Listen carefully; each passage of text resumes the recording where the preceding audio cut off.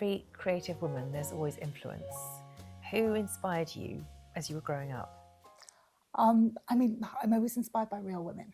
Yeah, And, lovely. you know, when we do our range building and range reviews, it's always about who's going to wear it, where are they going to wear it, how are we going to wear it? And, you know, that whole kind of real woman thing, I think, comes from growing up around like really amazing women in my family. You know, I come from a family of strong women. My mum was amazing.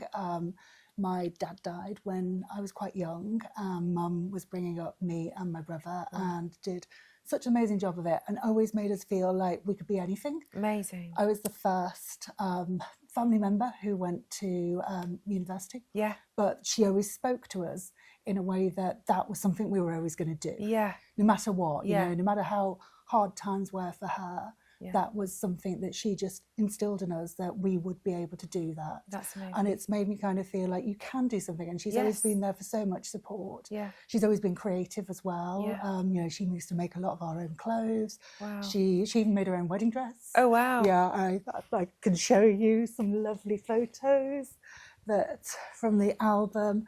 You know, she adapted this dress. Yeah, she actually borrowed it from a friend, because she's quite tall, like me. Yeah. She had to kind of adapt it. So like we can see in the close-up, she put her own hem on. She's got like, she added a panel to it and then like put little sunflower trims over it, because she's just really creative and she'll always get around that sort of thing and like make something more beautiful. Yes. And then, you know, even my mum's mum, my grandmother, actually worked in John Lewis in the 60s in the shoe department. Yeah. Oh, it's come full circle.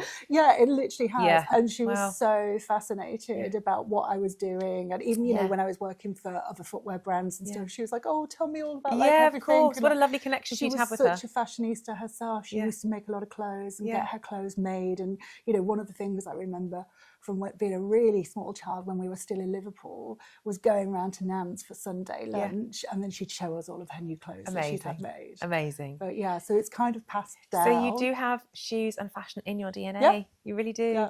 Well, I can really relate to that, because I was hugely influenced by my granny. I was a bit like you were saying earlier about you going to a really strict convent. I went to a really strict boarding school, and I was there from a really young age, about 7. And so when I came home in the holidays, my parents were working, and my granny kind of looked after me. And in many ways, she didn't bring me up, but she had a real impact upon my childhood, and taught me to sew, taught me to bake, taught me German because she was German.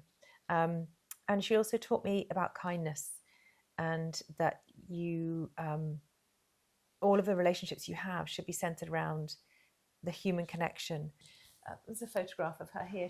You can see her kindness and her softness in her face. It's such a but she had such a love for flowers and florals. And actually, for our 15th anniversary a few years back, we designed the Windsor bed, the Windsor fabric, which actually started its life as a wallpaper, and then became a bed and a fabric and cushions and an ottoman, storage ottoman, and then these dresses that we wore for Chelsea Flower Show. And hair ties and candles. And the Windsor fabric is inspired by roses and rose garden. And again, that comes back to my life with my granny, was gardening and going to garden centres, going to RHS garden centres, and just really enjoying the formation, the colours of petals and flowers. So it was a real joy for me to do, because it was sort of going down memory lane. And actually she would have been 100 that year as well, which I didn't realise until afterwards. I sort of went, oh God, that's a bit weird that I was designing fabric in her 100th year that reminded me of her. It was just a wonderful coincidence that the world had given me. But I think that it's so important, isn't it, to sort of stop and to think and occasionally go, well, where is this coming from? Where is it, you know, in my DNA? What is my purpose? And sometimes that is down to commercials, but other times it's just down to the joy of what you do.